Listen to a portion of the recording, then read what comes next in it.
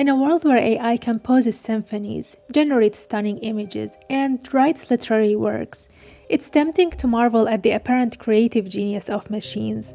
But this raises a fundamental question. Can AI ever be truly creative, or is it simply a sophisticated mimicry? In today's video, we will attempt to answer this question, starting with an exploration of the definition and dimensions of human creativity, contrasting it to machine creativity, and ending with some reflections on where creativity might be heading in the future. So let's dive in. Let's come back to the question, can AI genuinely create, or is it just mimicking what it had seen? You might say humans also create by mimicking what they've seen. So what does creativity really mean? Creativity can be defined as the ability to generate something new, whether a work of art, a valuable invention, or a novel solution to a problem. But creativity goes beyond just novelty. It's about creating something meaningful, something that resonates emotionally or solves a problem. As such, one could argue that the key dimensions of creativity are novelty, emotional impact, and problem solving. But how do humans create? And where does creativity come from to begin with? Well, human creativity is a complex process involving both external stimuli and internal experiences. For humans, creativity often starts with intuition, sort of a gut feeling or spontaneous moment of insight that defies logic but feels undeniably right. These aha moments might seem like lucky accidents, but they are actually the culmination of subconscious processes. Because beneath the surface, the mind is hard at work, making sense of past experiences, acquired knowledge, and emotions, leading to insights that may not be actively captured or sufficiently explained by the conscious mind. Personal experience is a key element of that. Creativity doesn't exist in a vacuum. It is shaped by the weight of memories and the unique context of one's life. Then there is, of course, imagination, which allows humans to envision possibilities that do not exist yet and escape the confines of current knowledge. But perhaps the most important element of creativity is purpose. Human creations are rarely content with randomness. Whether it's self expression, a desire to connect and relate with others, or an urge to find a solution to a pressing problem, human creations are often imbued with intent and meaning. All these elements in combination contribute to the human creative process. On a neurological level, several brain regions and processes are involved. It could be said that creativity is primarily the product of a dynamic interplay between divergent thinking and convergent thinking. Divergent thinking refers to the process of generating multiple, diverse, or unconventional ideas. It is mainly linked to the default mode network, which is active during daydreaming and allows for unexpected associations between seemingly unrelated ideas. Convergent thinking, on the other hand, is the ability to evaluate ideas, choose the best one, and refine it into a viable solution.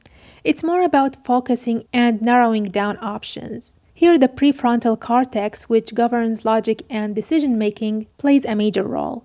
It analyzes the ideas generated by divergent thinking and selects the most practical or meaningful ones. The balance here is essential, since too much divergence leads to chaos, while too much convergence stifles innovation. And this probably explains why creative breakthroughs often happen when you are relaxed, but would still require focused effort to turn these insights into reality. It is thought that creativity has evolved as a survival mechanism. Early humans needed creative solutions to hunt, store food, build shelter, and communicate. Over time, this ability to imagine what if scenarios became a central part of the human culture and identity. Interestingly, creativity as we define it today is a fairly modern concept. In ancient Greece, poets like Homer appealed to the muses for inspiration, believing that their works were channeled from divine sources, not products of personal ingenuity. They did not even have a word for create. This Roman word, from which create originates, meant to produce or to bring forth, often in a functional or divine context rather than being artistic or individualistic. Plato did not see works of art as original creations, but mere imitations of what already exists in nature, which themselves are imperfect reflections of the ideal forms or ideas. In medieval Europe, creativity was associated with skilled craftsmanship rather than originality and self expression.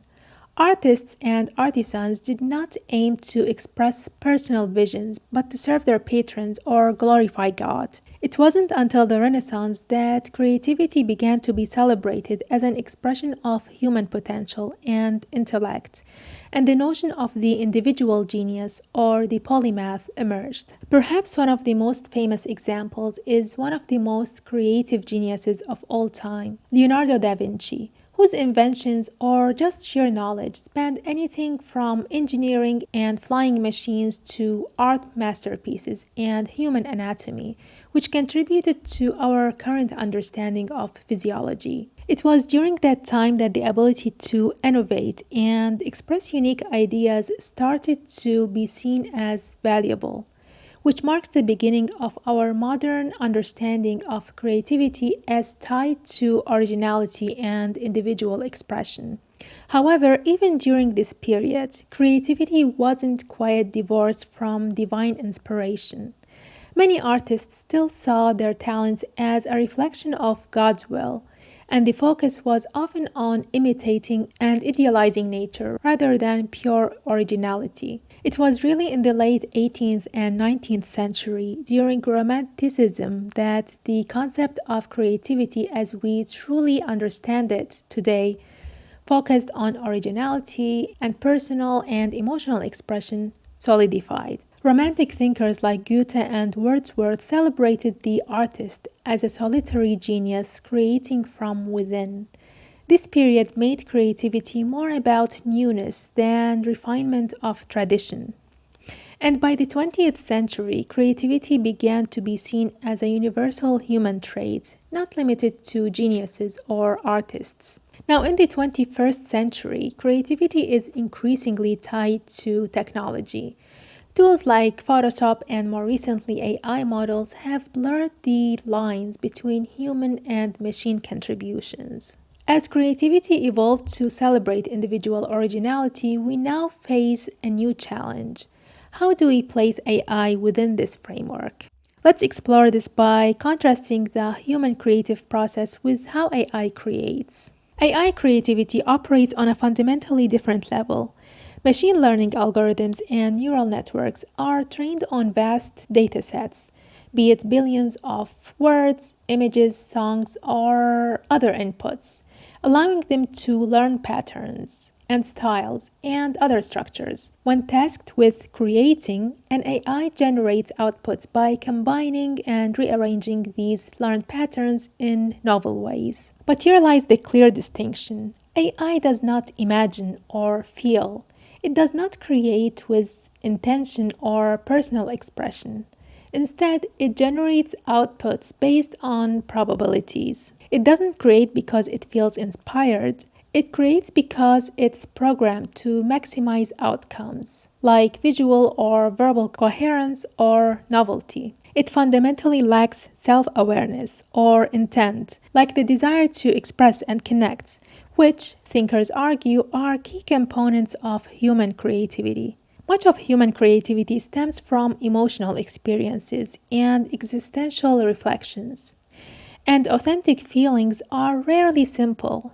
They are layered, contradictory, and can't be separated from the personal context. This complexity often drives richer forms of creativity because it mirrors the messiness of life. It taps into universal truths that others may not even realize they share. Feelings of vulnerability in creativity allows others to see parts of themselves reflected in the work, which is what people find more relatable in the end. Certainly, humans mimic parts of their creative expression, but they still infuse a raw, deeply personal flavor that reflects their unique angle. And that deeply personal element is perhaps what makes the work original in its creative expression. And AI, while in the most technical sense of the word is creative, still lacks, in its current form at least, the ability to express from a place of deeply personal experience. Some thinkers argue that creativity is not even about the product, but the process, this messy, iterative exploration of ideas. And AI, while capable of exploration, does not really bother with uncertainty or doubt. Whichever is the case, AI is becoming an integral part of our everyday life, whether or not purists who believe that humans should remain the sole bearers of creative minds agree. While some fear the tainting or complete takeover of human creativity by machines, AI undeniably facilitates and expands human creative expression and labor. This makes me wonder, will there come a time when AI becomes so embedded in our creative processes that we're forced to rethink how we define creativity? Just as the concept of creativity has evolved historically to reflect societal and cultural shifts, could we see its meaning transformed to reflect new undertones brought by AI? Language often adapts to accommodate new realities.